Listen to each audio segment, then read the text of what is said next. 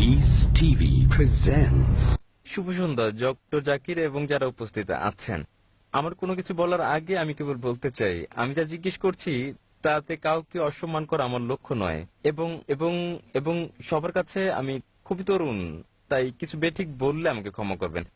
আমার প্রশ্ন হচ্ছে, যতদূর আমি দেখেছি এবং জেনেছি, আমার চতুর্পাশে আমি দেখেছি ইসলাম প্রতিমা পূজায় বিশ্বাস করে না। তাই আমি জানতে চাই প্রতিমা পূজায় বিশ্বাস না করার কারণ কি? এটা আমার প্রথম প্রশ্ন। ভাই প্রশ্ন করলেন যে তার বিশ্বাস মতে ইসলাম প্রতিমা পূজায় বিশ্বাস করে না। কেন ইসলাম প্রতিমা পূজায় বিশ্বাস করে না? যে কারণে ইসলাম প্রতিমা পূজায় বিশ্বাস করে না তা হচ্ছে এটা নিষিদ্ধ। পয়েন্ট নাম্বার 1, আপনি ঈশ্বরের প্রতিমা বানাতে পারেন না। ঈশ্বরের প্রতিমা বানালেন আপনি ঈশ্বরকে অবমাননা করলেন। ধরেন আপনি প্রতিমা বানালেন এবং ধরেন প্রতিমাটা পড়ে গেল, প্রতিমাটার কি হলো? সেটা ভেঙে গেল। যদি প্রতিমা নিজেকে সাহায্য করতে না পারে, কিভাবে আপনাকে সাহায্য করতে পারবে? স্যার, কিন্তু এখানে আমার পয়েন্ট হচ্ছে, যদি ঈশ্বরের প্রতিমা থাকে সেটা আসল ঈশ্বর না হতে পারে যিনি বিরাজমান, কিন্তু এটি আমাকে তার প্রতি উপাসনায় সহায়তা করে, প্রার্থনায় মনোযোগ বাড়িয়ে দেয়। যদি এটা সাহায্য করে আসল প্রার্থনায় মনোযোগ বাড়াতে, আপনার কি ধারণা এটা কি ঠিক? ভাই বলছেন যে সে প্রতিমা যদি ঈশ্বরের প্রতি মনোনিবেশে সহায়তা করে সেটা কি তার জন্য ভালো নয়? কিন্তু ঈশ্বর যখন বলছেন আমার প্রতিমা বানিও না, তবুও কি আপনি বলবেন এটা স্রষ্টাকে মনোনিবেশে সাহায্য করে? এটা কি ঠিক না ভুল?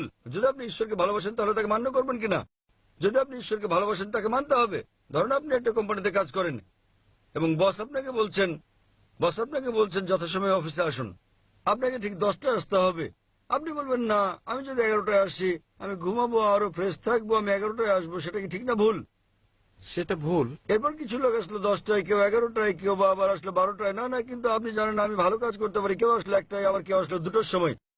আপনার কি ধারণা কোম্পানিটি ভালো চলবে? না, আমি আমার বসকে খুব ভালোবাসি। বস বলছেন যথাসময়ে আসুন, তা মানে 10টা। যদি আপনি বসকে ভালো না বাসেন তাহলে আপনি দেরি করে আসতে পারেন আর রেজিস্টারে লিখে দিতে পারেন আমি ঠিক সময় এসেছি। এটা হয়তো প্রতারণা। তাই আল্লাহ স্পষ্ট করে বলে দিয়েছেন কোরআনে যে প্রতিমা পূজা করা নিষিদ্ধ। এটা এমনকি হিন্দু ধর্মগ্রন্থে উল্লেখ করা হয়েছে, সুস্পষ্ট করে বলা হয়েছে। আমি আগেও বলেছি, শ্বেতাসূত্র উপনিষদে আছে, অধ্যায় নম্বর 4 অনুচ্ছেদ নম্বর 19, যজুর্বেদ অধ্যায় নম্বর 32 অনুচ্ছেদ নম্বর 3, মহান ঈশ্বরের কোনো প্রতিমা নেই, কোনো প্রতিচ্ছবি নেই, কোনো ফটোগ্রাফ নেই, কোনো চিত্র নেই, কোনো প্রতিকৃতি নেই, কোনো প্রতিমা নেই, কোনো ভাস্কর্য নেই, কোনো মূর্তি নেই। যখন ঈশ্বর বলছেন কোনো মূর্তি নেই, কোনো ভাস্কর্য নেই, আপনি বলছেন না না, মনোনিবেশ করতে আমার দেবতা দরকার। একথা কে বলেছেন? হিন্দু পণ্ডিতগণ। যখন আমি পণ্ডিতকে বলি যে এটা স্পষ্ট করে উল্লেখ আছে বেদে পূজা করা ভুল, তারা বলেন না না, প্রথম দিকে যখন আমি প্রাথমিক ধাপে থাকি, নিম্ন পর্যায়ে আমার প্রতিমা পূজা প্রয়োজন মনোযোগের জন্য। যখন আপনি উচ্চ স্তরে, উচ্চ সচেতনতার স্তরে পৌঁছান তখন আর প্রতিমা দরকার নেই। তাই আমি হিন্দু পণ্ডিতদের বলি মুসলিমরা ইতোমধ্যে সচেতনতার উচ্চ স্তরে পৌঁছে গেছে। স্যার স্যার তবে যদি এটা আমাকে সাহায্য করে কোনোভাবে, তাহলে ঈশ্বর কেন বলবে এটা করো কারণ না? আপনি ঈশ্বরকে হেয় করছেন। ধরেন আপনার বস বললেন 10টায় আসতে, না এটা আমাকে সহায়তা করে, আমি যদি 11টায় আসি শান্তি অনুভব করি, তাহলে আপনার বস আপনাকে বলবেন যদি আপনার সহায়ক হয় তাহলে কোম্পানি থেকে বেরিয়ে যান, অন্য কোম্পানিতে যোগ দেন।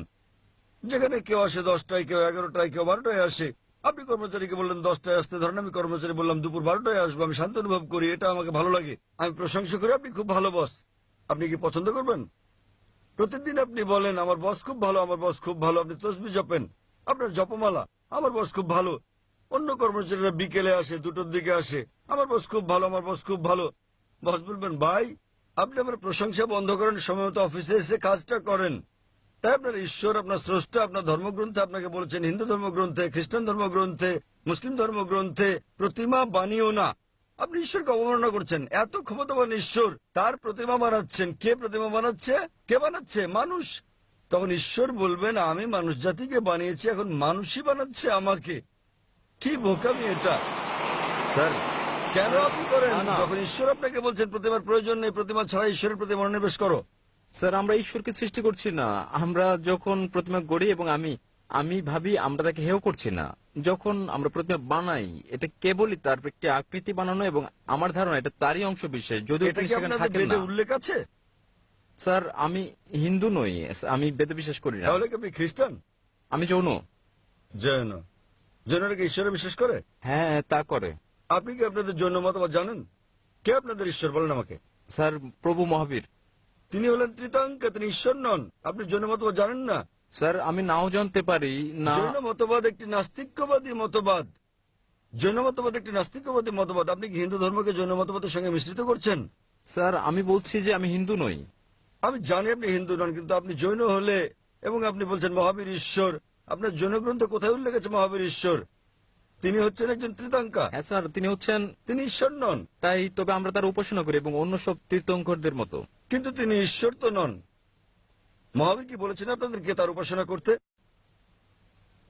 না, আমি এসব পড়িনি। আপনি জানেন না, তাই আপনাকে বলছি। আপনারা জানেন না মহাবীর কি বলেছেন এবং আপনারা বলছেন মহাবীর হলেন তীর্থাঙ্কর। এটা কি আপনার কর্তব্য না যে মহাবীর কি বলেছেন তা খুঁজে বের করা? হ্যাঁ স্যার, তাই। তাহলে আমি কি করবো? তার মানে আপনি একজন অযৌক্তিক মানুষ। স্যার, আমি কি? যখন আপনি কোনো কোম্পানিতে যোগদান করেন সেখানকার নিয়মকানুন মেনে চলেন না? জি স্যার। জৈনবাদ এক ধরনের নাস্তিক্যবাদ। তাই তারা সেখানে বিশ্বাস করে যে যারা জীবন লাভ করে তাদের মৃত্যু, জন্ম জন্ম মৃত্যু, জন্ম মৃত্যু হয়। যদি আপনি চক্রমুক্ত হন, যখন আপনার কোনো ইতিবাচক নেতিবাচক দিক থাকে না, তখন আপনি লাভ করেন নির্বাণ, মোক্ষ। জৈনবাদ অনুসারে 24 জন মোক্ষ অর্জন করেছেন। জি স্যার। এবং মহাবীর হচ্ছেন 24তম তীর্থাঙ্কর। জি স্যার। 24তম। জি স্যার। তিনি ঈশ্বর নন। জি স্যার। তার মানে আপনি আপনার মহাবীরকে চেনেন না, জৈনবাদ সম্পর্কে জানেন না। কিভাবে আমি আপনার সঙ্গে জৈনবাদ নিয়ে কথা বলি? স্যার, আমি এখানে তা বলছি না স্যার। আমি যা জানতে চাই তা হচ্ছে যে প্রতিমা পূজা। স্যার, যা আপনি বলছেন স্যার, কোরআনে প্রতিমা পূজা ভুল, একথা উল্লেখ করার কোরআনে কারণ উল্লেখ কি? আছে, বাইবেলে উল্লেখ আছে। না, এটা উল্লেখ আছে কোরআনে, উল্লেখ আছে বাইবেলে, উল্লেখ আছে হিন্দু ধর্মগ্রন্থে যে প্রতিমা পূজা করা ভুল। তাহলে কোথা থেকে আপনি এই দর্শন পেয়েছেন? স্যার, স্যার, আমার বক্তব্য হচ্ছে, আমার পয়েন্ট হচ্ছে যে যেখানে আমরা ধরে নিচ্ছি যে যদি কোরআন হয় আসলে ঈশ্বর যা বলছেন, তাহলে তার মানে মানে সেজন্যই প্রতিমা পূজা ভুল। আমি যদি বলি যে আমি যুক্তি দেই, হতে পারে তা একটি পয়েন্ট ছাড়া যুক্তি। তবু যদি আমি বলি যে কোরআন ঈশ্বরের বাণী নয়, তাহলে কি আসল যুক্তি যে প্রতিমা পূজা ভুল? খুব ভালো, তাহলে আপনাকে বলতে হবে কোনটা ঈশ্বরের বাণী। যদি কোরআন ঈশ্বরের বাণী না হয় তাহলে কোনটা ঈশ্বরের বাণী বলেন আমাকে। স্যার, আমি জানি না। আপনি তাই যদি আমি না জানেন, আমি জানি, আপনি আমাকে অনুসরণ করেন। যদি আপনি না জানেন তো শিক্ষককে জিজ্ঞেস করেন। একজন ছাত্র বলছে শিক্ষককে 2 যোগ 2 সমান 4 নয়, শিক্ষক বললেন কত বলছে আমি জানি না। কিন্তু স্যার, আমি যদি জবাবে সন্তুষ্ট না যদি হই? আপনি সন্তুষ্ট না হন তাহলে কারণ সেটাই। আপনি কি আমার আগের উত্তর কখনো শুনেছেন, আমার ভিডিও দেখেছেন? না স্যার, এই প্রথম আমি আপনার বক্তৃতা শুনছি। আচ্ছা, আপনি কি আমার আগের উত্তর শুনেছেন যা আমি বিজ্ঞান সম্পর্কে এক নাস্তিককে বলেছি? আপনি কি মনোযোগ দিচ্ছেন? স্যার, হতে পারে সে সময় আমি হলে ছিলাম না। আপনি কি? সে উত্তরটা হচ্ছে, যদি আপনি না থেকে থাকেন আমি অনুরোধ করি আপনি যান এবং দেখুন আমার ভিডিও ক্যাসেট কোরআন কি আল্লাহর বাণী, আমার ডিভিডি। ওকে, নামটা কি কোরআন বলবেন? কি- নামটা কি আবার বলবেন? কোরআন কি ঈশ্বরের বাণী? কোরআন কি ঈশ্বরের বাণী? এবং ইনশাল্লাহ যদি আপনি মুক্ত মনে এটা দেখেন, আপনি ইনশাল্লাহ গ্রহণ করবেন যে কোরআন ঈশ্বরের বাণী এবং বিশ্বাস করবেন ঈশ্বর একজন, যার কোনো প্রতিমা নেই, এবং ইনশাল্লাহ আপনি এটা গ্রহণ করবেন। তাই যান এবং দেখেন ডিভিডিটা। এটা 4 ঘন্টার ডিভিডি। এবং ইনশাল্লাহ আপনার কোনো জিজ্ঞাসা থাকলে আপনি আমাকে লিখতে পারেন আমার ইমেলে zakir@irf.net-এ। ধন্যবাদ স্যার। Peace TV presents